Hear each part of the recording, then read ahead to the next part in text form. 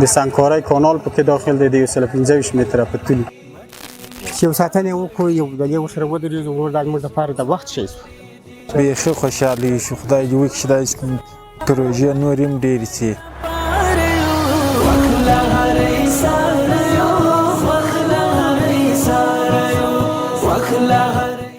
زما نوم محمد عادل وفا دی او دغه پروژه د 1503 متره اوږدوالی او د اوسط عرض په 15 متره اوسط عرض په درلودلو سره په دغه د اومې ناحیې د اول ګذر د سراجې په نامه ساحه کې تطبیقېږي.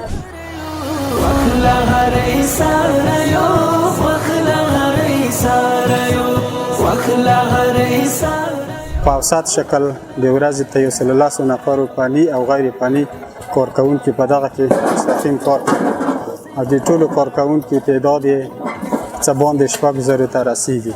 د پروژې وخت 3 میاشتې په نظر کې نیول شوی یا 90 ورځې او تر اوسه پورې 42% کار په فزیکي شکل سرته رسیدلی دی. په دغه پروژه کې چې دوه کوڅې داخلي دي چې د یوې کوڅې اوږدوالی 400 متره او د بلې کوڅې 125 متره.